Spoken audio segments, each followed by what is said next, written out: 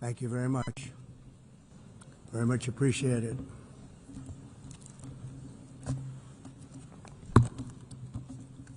And I don't mind making this speech without a teleprompter, because the teleprompter is not working. I feel very happy to be up here with you nevertheless, and that way you speak more from the heart.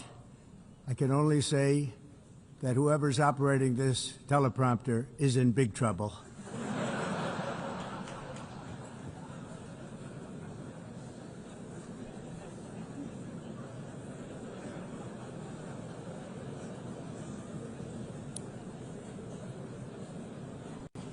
Hello, Madam First Lady.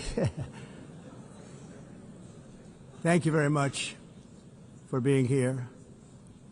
And Madam President, Mr. Secretary General, First Lady of the United States, distinguished delegates, ambassadors, and world leaders.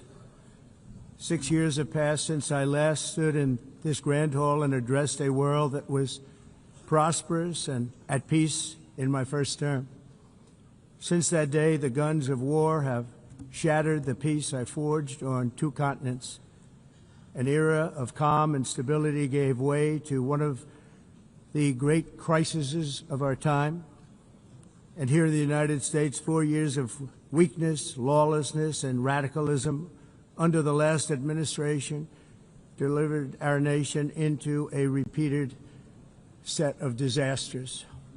1 year ago, our country was in deep trouble, but today, just 8 months into my administration, we are the hottest country anywhere in the world, and there is no other country even close. America is blessed with the strongest economy, the strongest borders, the strongest military, the strongest friendships, and the strongest spirit of any nation on the face of the earth. This is indeed the golden age of America. We are rapidly reversing the economic calamity we inherited from the previous administration, including ruinous price increases and record-setting inflation like we've never had before. Under my leadership, energy costs are down, gasoline prices are down, grocery prices are down, mortgage rates are down, and inflation has been defeated. The only thing that's up is the stock market, which just hit a record high. In fact, it hit a record high 48 times in the last short period of time. Growth is surging, manufacturing is booming. The stock market, as I said, is doing better than it's ever done, and all of you in this room benefit by that. Almost everybody. And importantly, workers' wages are rising at the fastest pace in more than 60 years. And that's what it's all about, isn't it? In 4 years of President Biden, we had less than $1 trillion of new investment into the United States. In just 8 months since I took office, we have secured commitments and money already paid for $17 trillion. Think of it, 4 years, less than $1 trillion, 8 months, much more than $17 trillion is being invested in the United States, and it's now pouring in from all parts of the world. We've implemented the largest tax cuts in American history and the largest regulation cuts in American history, making this once and again the best country on earth to do business, and many of the people in this room are investing in America, and it's turned out to be an awfully good investment during this 8-month period.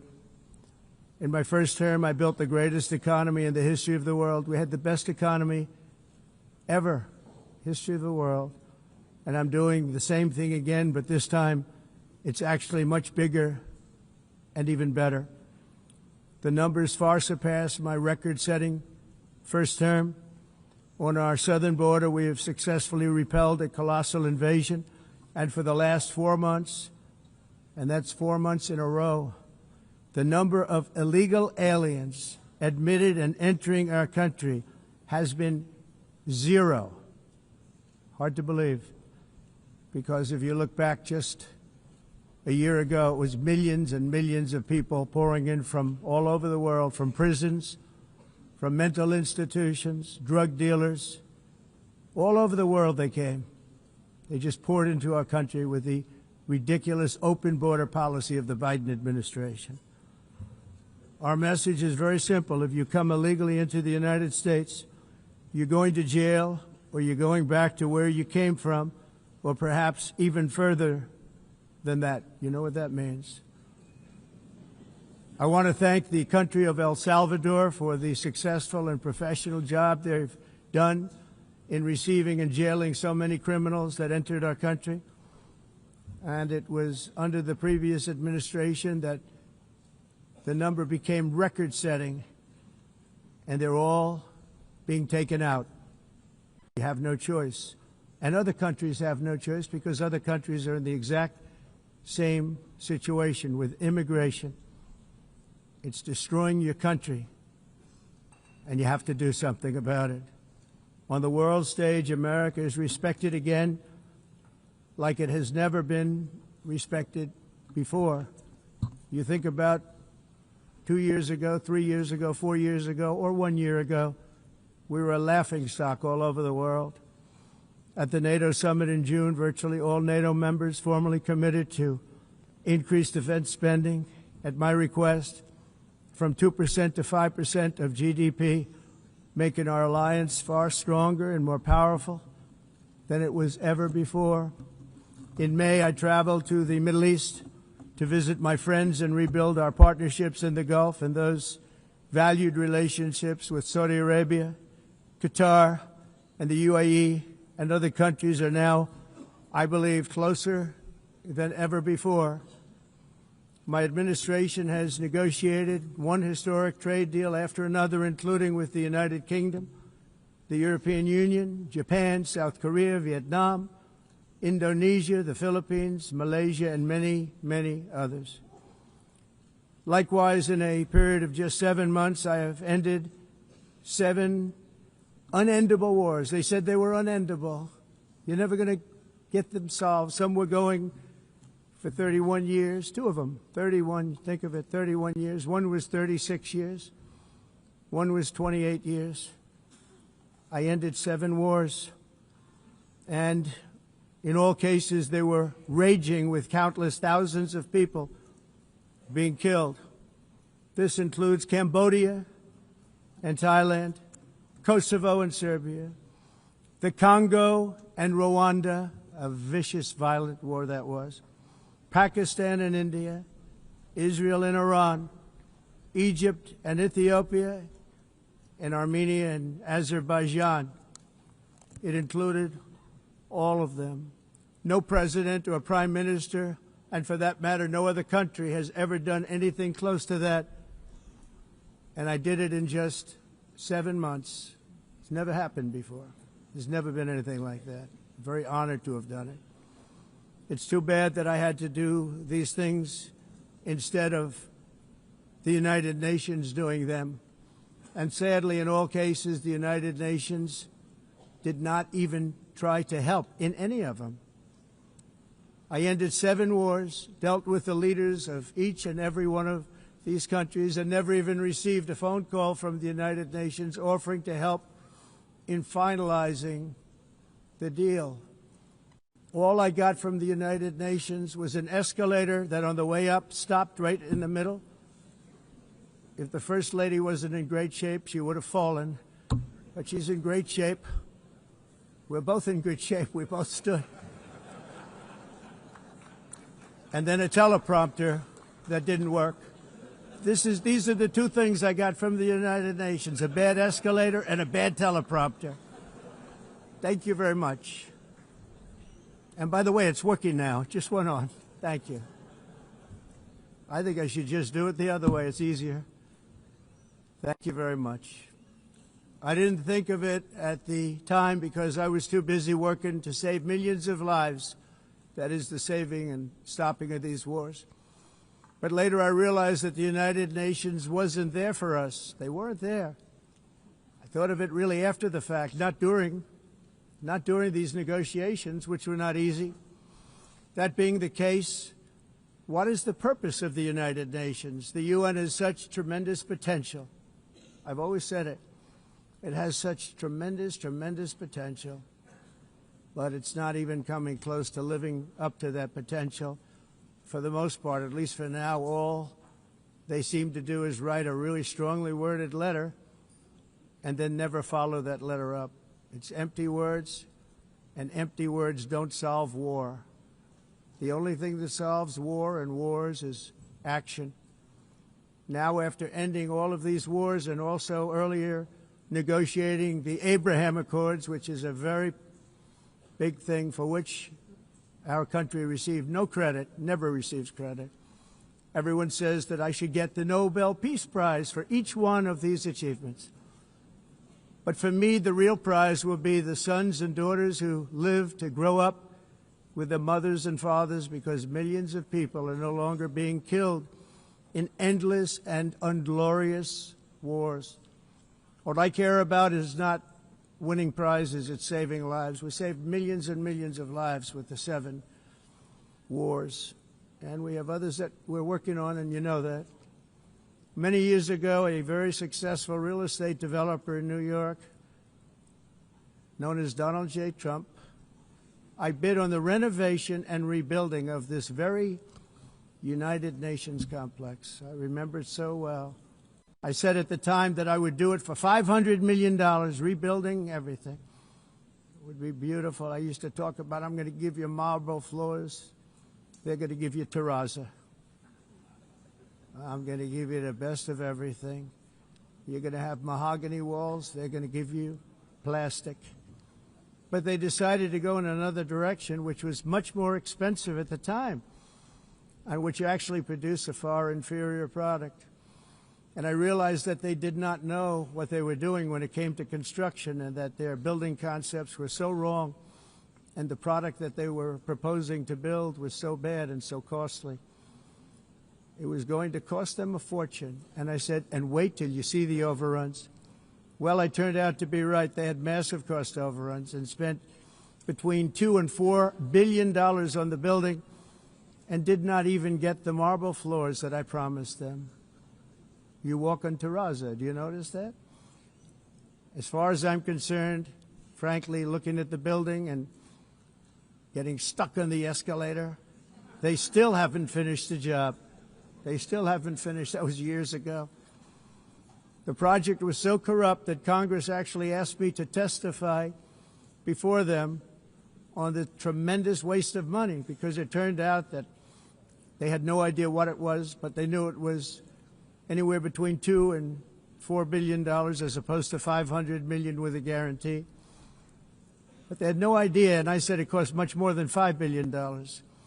Unfortunately, many things in the United Nations are happening just like that, but on an even much bigger scale, much, much bigger. Very sad to see. Whether the UN can manage to play a productive role, I've come here today to offer the hand of American leadership and friendship to any nation in this assembly that is willing to join us in forging a safer, more prosperous world. And it's a world that we'll be much happier with. A dramatically better future is within our reach. But to get there, we must reject the failed approaches of the past and work together to confront some of the greatest threats in history. There is no more serious danger to our planet today than the most powerful and destructive weapons ever devised by man, of which the United States, as you know, has many.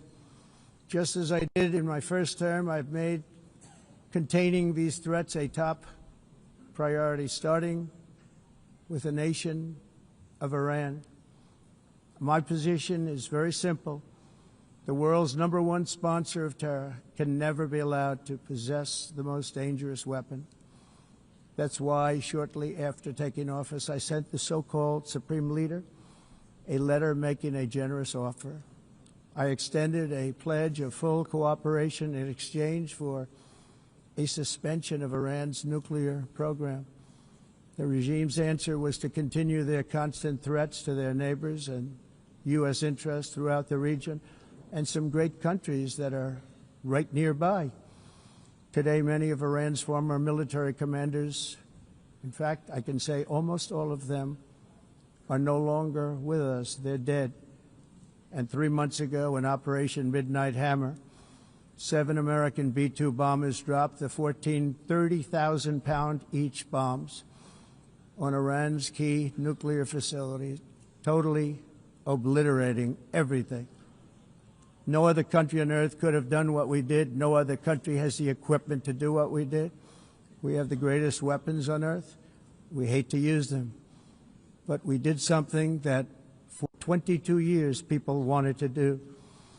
With Iran's nuclear enrichment capacity demolished, I immediately brokered an end to the 12-day war, as it's called, between Israel and Iran, with both sides agreeing to fight no longer. As everyone knows, I have also been deeply engaged in seeking a ceasefire in Gaza. Have to get that done. Have to get it done. Unfortunately, Hamas has repeatedly rejected reasonable offers to make peace. We can't forget October 7th, can we? Now, as if to encourage continued conflict, some of this body is seeking to unilaterally recognize a Palestinian state. The rewards would be too great for Hamas terrorists for their atrocities. This would be a reward for these horrible atrocities, including October 7th, even while they refuse to release the hostages or accept a ceasefire. Instead of giving to Hamas and giving so much, because they've taken so much, they have taken so much. This could have been solved so long ago. But instead of giving in to Hamas's ransom demands, those who want peace should be united with one message: release the hostages now. Just release the hostages now. Thank you.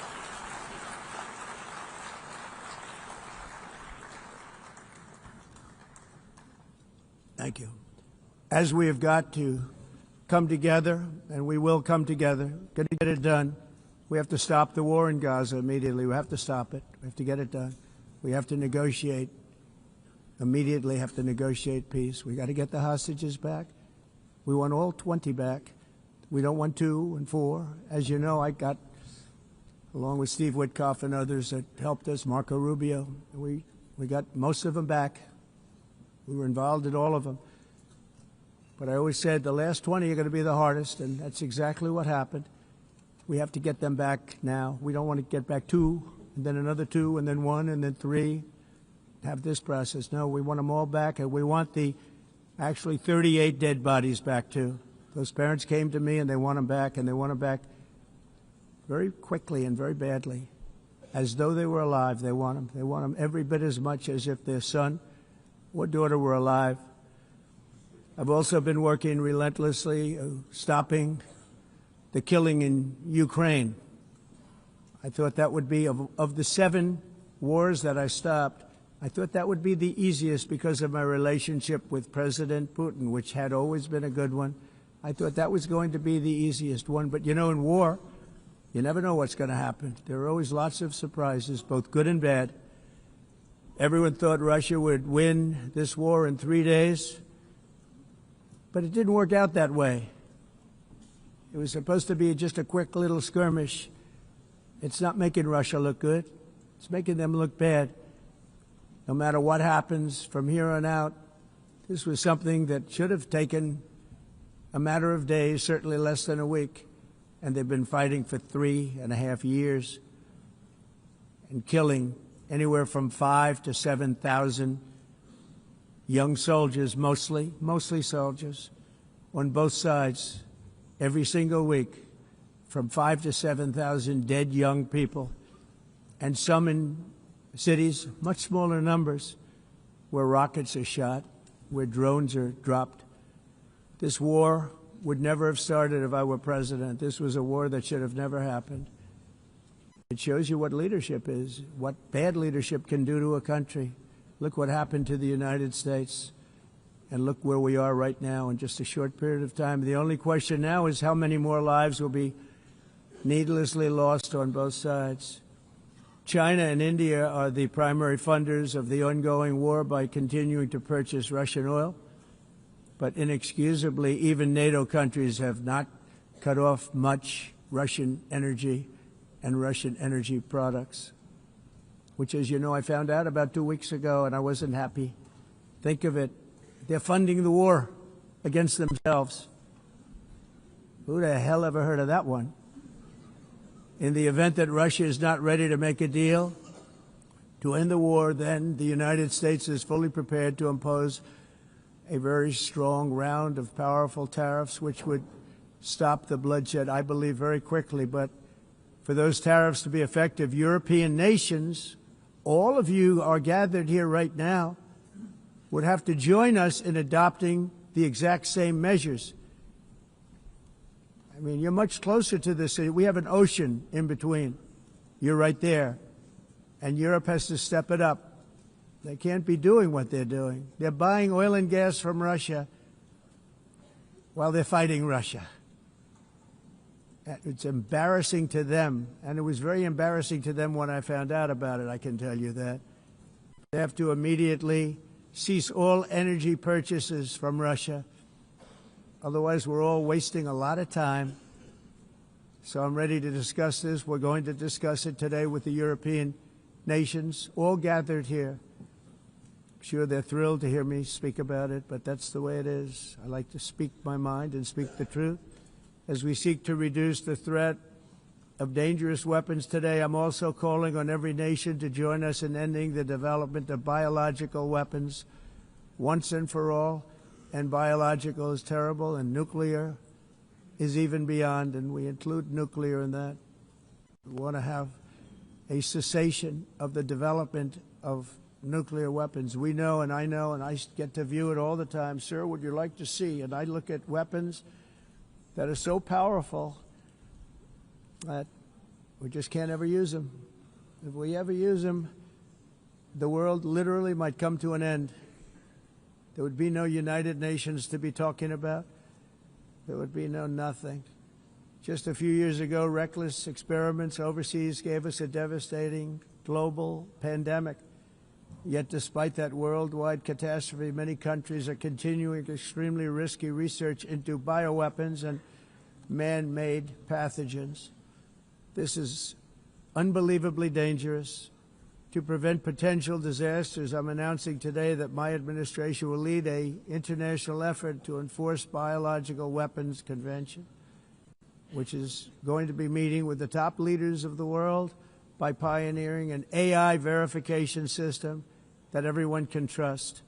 Hopefully the UN can play a constructive role, and it will also be one of the early projects under AI. Let's see how good it is, because a lot of people are saying it could be one of the great things ever, but it also can be dangerous, but it could be put to tremendous use and tremendous good, and this would be an example of that. Not only is the UN not solving the problems it should, too often, it's actually creating new problems for us to solve. The best example is the #1 political issue of our time, the crisis of uncontrolled migration. It's uncontrolled. Your countries are being ruined. The United Nations is funding an assault on Western countries and their borders. In 2024, the UN budgeted $372 million in cash assistance to support an estimated 624,000 migrants journeying into the United States. Think of that. The UN is supporting people that are illegally coming into the United States, and then we have to get them out. The UN also provided food, shelter, transportation, and debit cards to illegal aliens. Can you believe that? On the way to infiltrate our southern border.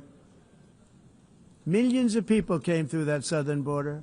Just a year ago, millions and millions of people were pouring in, 25 million altogether over the 4 years of the incompetent Biden administration. And now we have it stopped, totally stopped. In fact, they're not even coming anymore because they know they can't get through. But what took place is totally unacceptable. The UN is supposed to stop invasions, not create them and not finance them. In the United States, we reject the idea that mass numbers of people from foreign lands can be permitted to travel halfway around the world, trample our borders, violate our sovereignty, cause unmitigated crime, and deplete our social safety net. We have reasserted that America belongs to the American people, and I encourage all countries to take their own stand in defense of their citizens as well. You have to do that because I see it. I'm not mentioning names. I see it, and I can call every single one of them out. You're destroying your countries. They're being destroyed. Europe is in serious trouble.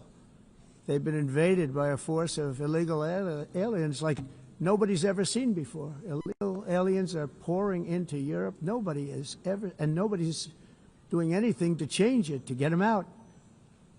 It's not sustainable. And because they choose to be politically correct, they're doing just absolutely nothing about it. And I have to say, I look at London, where you have a terrible mayor, terrible, terrible mayor, and it's been so changed, so changed. Now they want to go to Sharia law, but you're in a different country. You can't do that. Both the immigration and their suicidal energy ideas will be the death of Western Europe if something is not done immediately. This cannot be sustained. What makes the world so beautiful is that each country is unique. But to stay this way, every sovereign nation must have the right to control their own borders. You have the right to control your borders, as we do now, and to limit the sheer numbers of migrants entering their countries and paid for by the people of that nation that were there and that built that particular nation at the time. They put their blood, sweat, tears, money into that country, and now they're being ruined. Proud nations must be allowed to protect their communities and prevent their societies from being overwhelmed by people they have never seen before, with different customs, religions, with different everything. Where migrants have violated laws, lodged false asylum claims, or claimed refugee status for illegitimate reasons, they should, in many cases, be immediately sent home. And while we will always have a big heart for places and people that are struggling and truly compassionate, answers will be given. We have to solve the problem, and we have to solve it in their countries, not create new problems in our countries. And we are very helpful to a lot of countries that are just not able to send their people anymore. They used to send them to us in caravans of 25,000, 30,000 people each. These massive caravans of people pouring into our country, totally unchecked and unvetted. But not anymore. According to the Council of Europe, in 2024, almost 50% of inmates in German prisons were foreign nationals or migrants. In Austria, the number was 53% of the people in prisons were from places that weren't from where they are now. In Greece, the number was 54%, and in Switzerland, beautiful Switzerland, 72% of the people in prisons are from outside of Switzerland. When your prisons are filled with so-called asylum seekers who repaid kindness, and that's what they did, they repaid kindness with crime, it's time to end the failed experiment of open borders. You have to end it now. See, I can tell you. I'm really good at this stuff. Your countries are going to hell.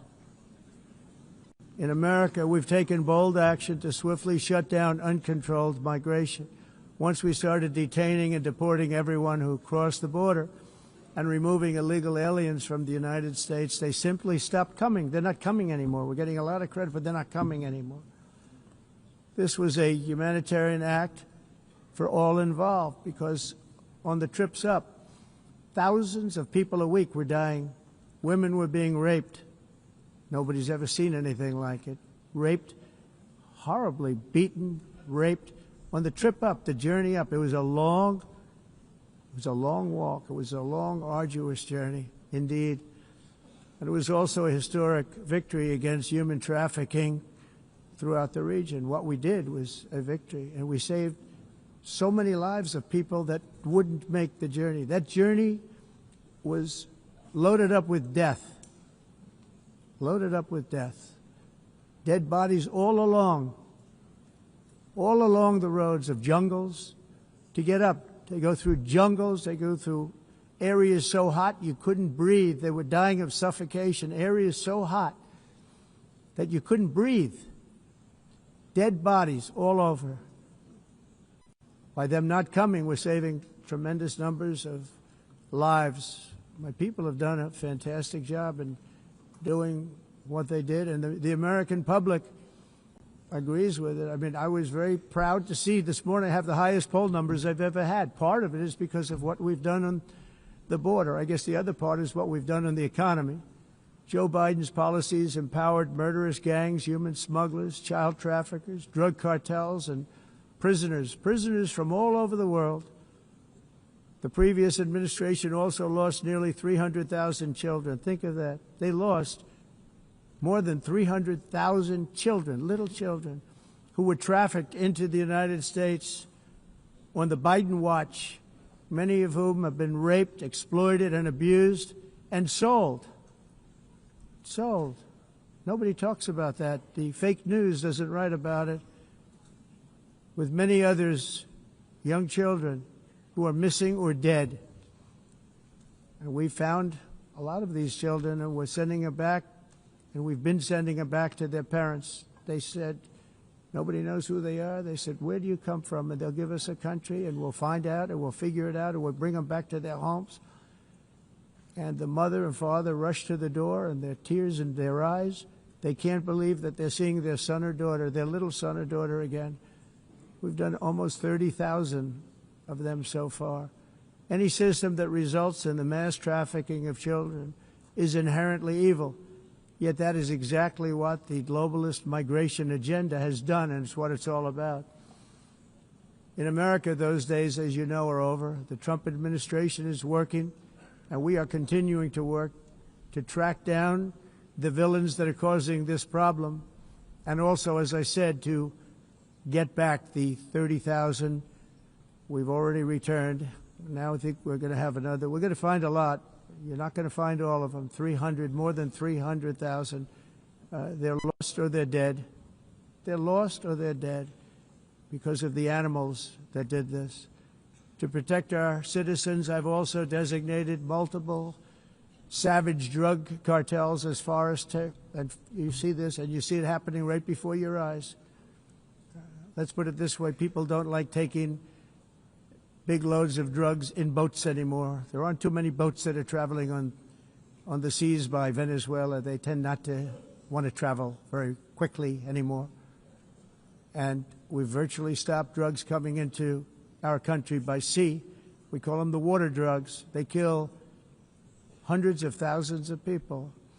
I've also designated multiple savage drug cartels as far as foreign terrorist organizations, along with two bloodthirsty transnational gangs, probably the worst gangs anywhere in the world, MS-13 and Tren de Aragua. Tren de Aragua is from Venezuela, by the way. Such organizations torture, maim, mutilate, and murder with impunity.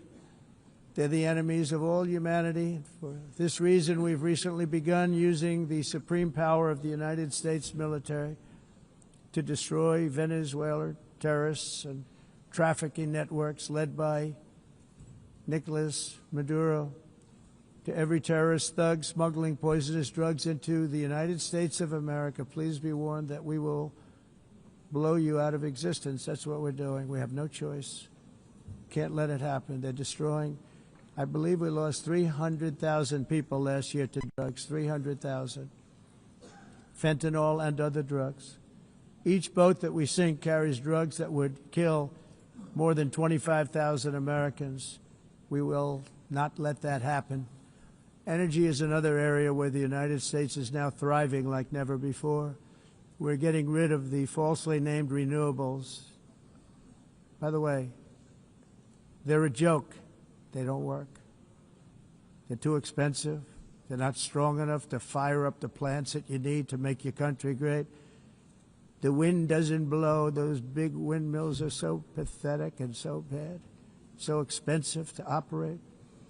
And they have to be rebuilt all the time, and they start to rust and rot most expensive energy ever conceived, and it's actually energy. You're supposed to make money with energy, not lose money. You lose money, the governments have to subsidize. You can't put them out without massive subsidies. And most of them are built in China, and I give China a lot of credit. They build them, but they have very few wind farms. So why is it that they build them and they send them all over the world, but they barely use them? You know what they use? Coal. They use gas. They use almost anything, but they don't like wind. But they sure as hell like selling the windmills. Europe, on the other hand, has a long way to go, with many countries being on the brink of destruction because of the green energy agenda. And I give a lot of credit to Germany. Germany was being led down a very sick path, both on immigration, by the way, and on energy. They were going green, and they were going bankrupt. And the new leadership came in, and they went back to where they were, with fossil fuel and with nuclear, which is good. It's now safe, and you can do it properly. But they went back to where they were, and they opened up a lot of different plants, energy-producing plants, and they're doing well. I give Germany a lot of credit for that. They've said this is a disaster, what's happening. They were going all green. All green is all bankrupt. That's what it represents. And it's not politically correct. I'll be very badly criticized for saying it, but I'm here to tell the truth. I don't care. It doesn't matter to me. I'm in New York City. I'm feeling a lot safer. Crime, we're getting crime down. And by the way, speaking of crime, Washington, D.C. Washington, D.C. was the crime capital of America. Now it's a totally, after 12 days, it's a totally safe city.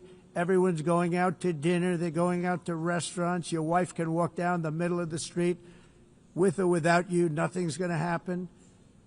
My people have done a fantastic job. And yes, I called in the National Guard, and the National Guard took care of business, and they weren't politically correct, but they took care of business. We got 1,700 career criminals out, brought them back to where they came from, the countries where they came from, or put them in jails.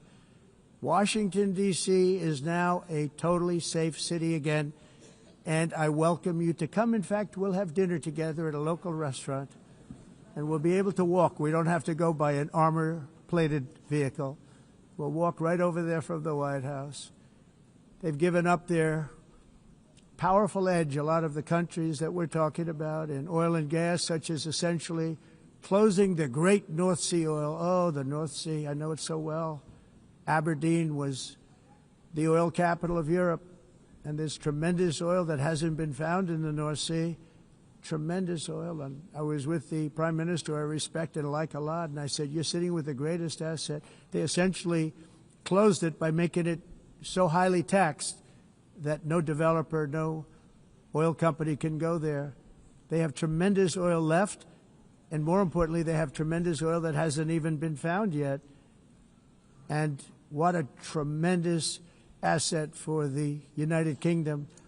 And I hope the Prime Minister is listening, because I told it to him 3 days in a row. That's all he heard. North Sea oil, North Sea, because I want to see them do well. I want to stop seeing them ruining that beautiful Scottish and English countryside with windmills and massive solar panels that go 7 miles by 7 miles, taking away farmland. But we're not letting this happen in America. In 1982, the executive director of the United Nations Environmental Program predicted that by the year 2000, climate change would cause a global catastrophe. He said that it will be irreversible, as any nuclear holocaust would be. This is what they said at the United Nations. What happened? Here we are. Another UN official stated in 1989 that within a decade, entire nations could be wiped off the map by global warming. Not happening. You know, it used to be global cooling. If you look back years ago in the 1920s and the 1930s, they said, global cooling will kill the world. We have to do something. Then they said global warming will kill the world, but then it started getting cooler, so now they could just call it climate change, because that way they can't miss. It's climate change, because if it goes higher or lower, whatever the hell happens, there's climate change. It's the greatest con job ever perpetrated on the world, in my opinion. Climate change, no matter what happens, you're involved in that. No more global warming, no more global cooling. All of these predictions made by the United Nations and many others, often for bad reasons, were wrong. They were made by stupid people that have cost their countries fortunes and given those same countries no chance for success. If you don't get away from this green scam, your country is going to fail. And I'm really good at predicting things, you know. They actually said during the campaign they had a hat, the best-selling hat. Trump was right about everything. And I don't say that in a braggadocious way, but it's true. I've been right about everything. And I'm telling you that if you don't get away from the green energy scam, your country is going to fail. And if you don't stop people that you've never seen before, that you have nothing in common with, your country is going to fail. I'm the President of the United States, but I worry about Europe. I love Europe. I love the people of Europe. And I hate to see it being devastated by energy and immigration.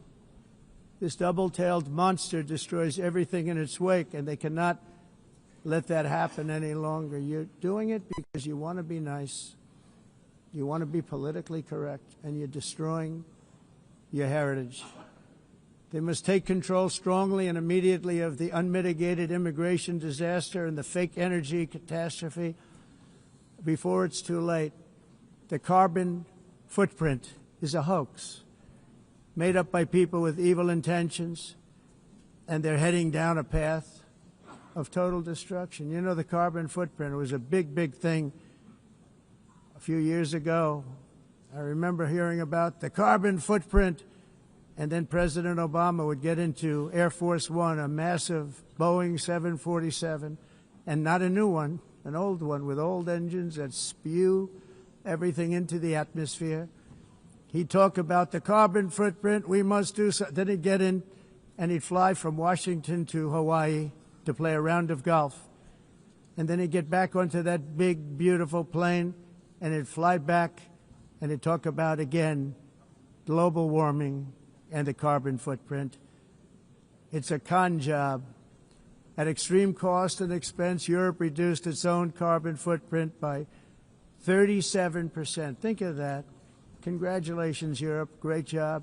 You cost yourself a lot of jobs, a lot of factories closed, but you reduced the carbon footprint by 37%. However, for all of that sacrifice and much more, it's been totally wiped out and then some by a global increase of 54%.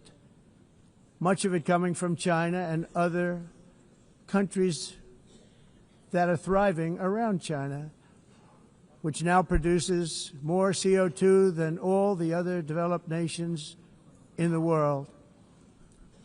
So all of these countries are working so hard on the carbon footprint, which is nonsense, by the way. It's nonsense. You know, it's interesting.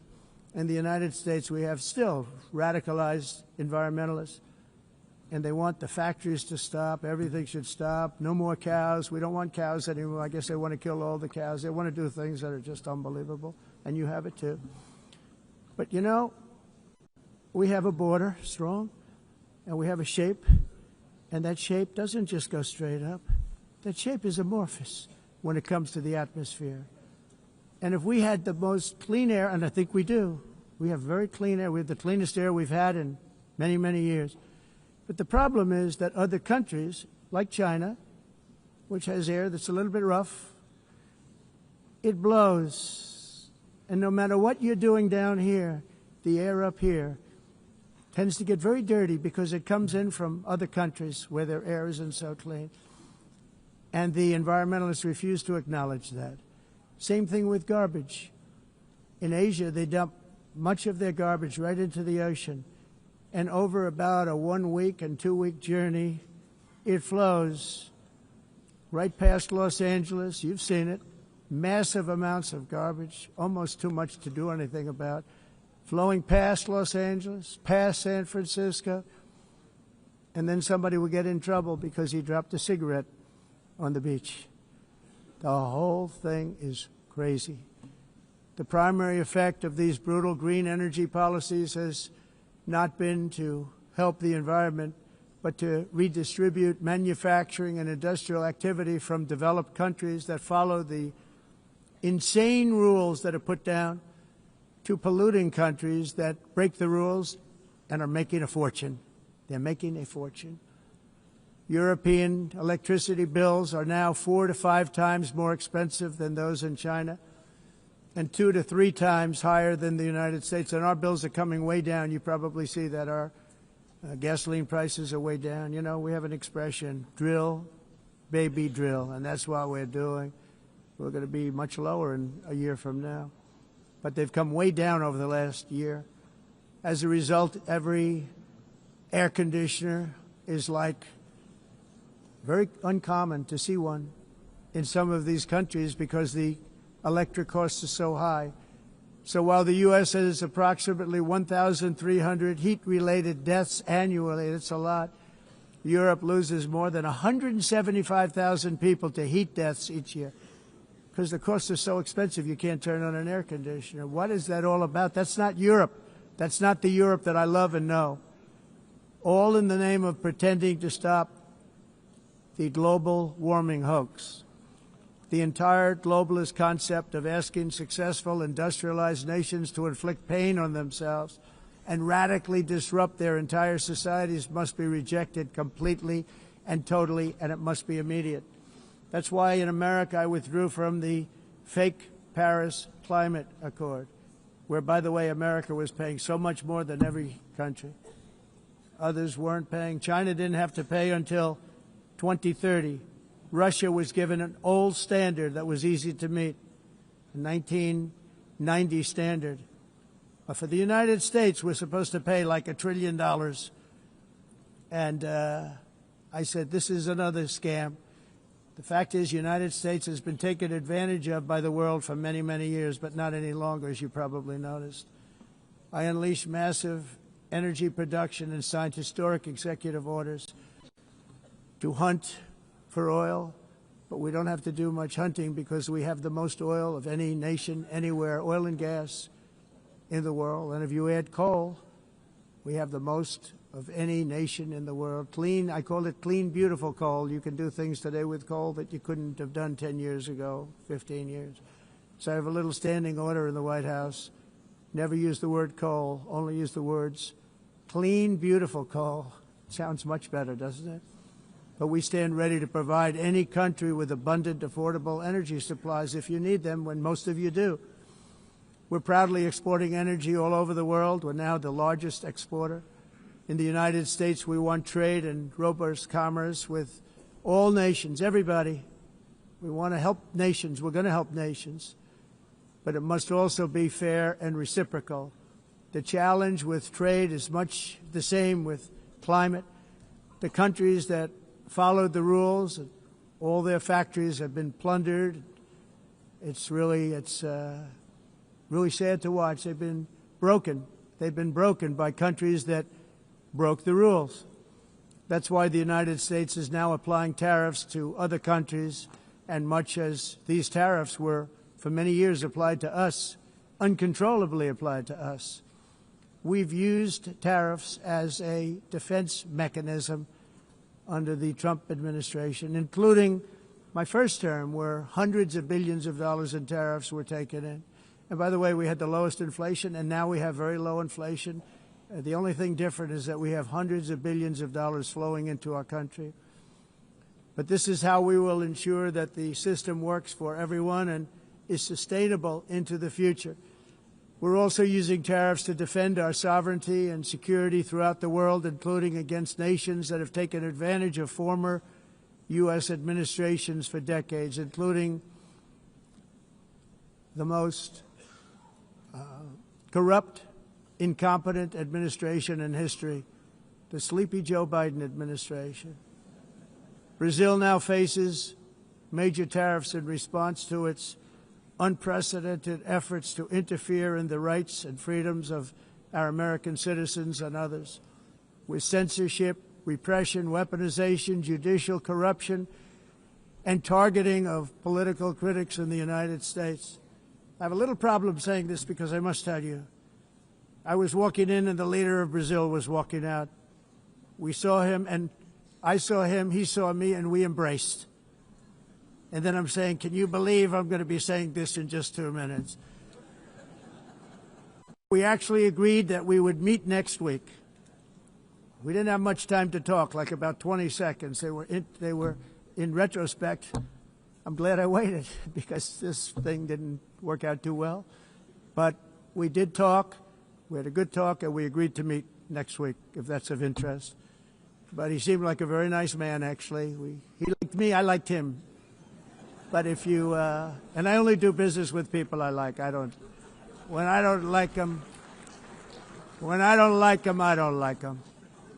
But we had, at least for about 39 seconds, we had excellent chemistry. It's a good sign.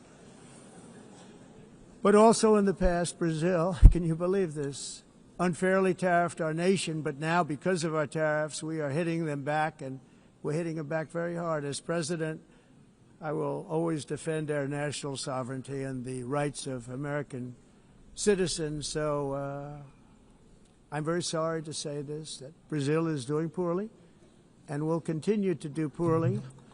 They can only do well when they're working with us. Without us, they will fail, just as others have failed. It's true. Next year, the United States will celebrate the 250th anniversary of our glorious independence, a testament to enduring power and American freedom and spirit. We will also be proudly hosting the 2026 FIFA World Cup, and shortly thereafter, the 2028 Olympics, which is going to be very exciting. I hope you all come. I hope that countless people from all over the globe will take part of these will be great celebrations of liberty and human achievement, and that together we all can rejoice in the miracles of history that began in July 4th, 1776, when we founded the light to all nations. And it's something really that an amazing thing came out of that date. It's called the United States of America. In honor of this momentous anniversary, I hope that all countries who find inspiration in our example will join us in renewing our commitment, values, and those values, really, that we hold so dear together. Let us defend free speech and free expression. Let us protect religious liberty, including for the most persecuted religion on the planet today. It's called Christianity. And let us safeguard our sovereignty and cherish qualities that have made each of our nations so special, incredible, and extraordinary. In closing, I just want to repeat that immigration and the high cost of so-called green renewable energy is destroying a large part of the free world and a large part of our planet. Countries that cherish freedom are fading fast because of their policies on these two subjects. You need strong borders and traditional energy sources if you are going to be great again. Whether you have come from north or south, east or west, near or far, every leader in this beautiful hall today represents a rich culture, a noble history, and a proud heritage that makes each nation majestic and unique, unlike anything else in human history or any other place on the face of the earth. From London to Lima, from Rome to Athens, from Paris to Seoul, from Cairo to Tokyo and Amsterdam to right here in New York City, we stand on the shoulders of the leaders and legends, generals and giants, heroes and titans who won and built our beloved nations, all of our nations, with their own courage, strength, spirit, and skill. Our ancestors climbed mountains, conquered oceans, crossed deserts, and trekked over wide open plains. They charged into thunderous battles, plunged into grave dangers, and they were soldiers and farmers and workers and warriors and explorers and patriots. They built towns into cities, tribes into kingdoms, ideas into industries, and small islands into mighty empires. You're a part of all of that. They were champions for their people who never gave up and who never, ever gave in. Their values defined our national identities. Their visions forged our magnificent destiny. Everybody in this room is a part of it in your own way. Each of us inherits the deeds and the myths the triumphs, the legacies of our own heroes and founders who so bravely showed us the way. Our ancestors gave everything for homelands that they defended with pride, with sweat, with blood, with life, and with death. Now the righteous task of protecting the nations that they built belongs to each and every one of us. So together let us uphold our sacred duty to our people and to our citizens. Let us protect their borders, ensure their safety, preserve their cultures, treasure, and traditions, and fight, fight, fight for their precious dreams and their cherished freedoms. And in friendship and really a beautiful vision, let us all work together to build a bright, beautiful planet, a planet that we all share, a planet of peace and a world that is richer, better, and more beautiful than ever before. That can happen. It will happen. It will happen, and I hope it can happen and start right now, right at this moment. We'll turn it around. We're going to make our countries better, safer, more beautiful. We're going to take care of our people. Thank you very much. It's been an honor. God bless the nations of the world. Thank you very much. Bye.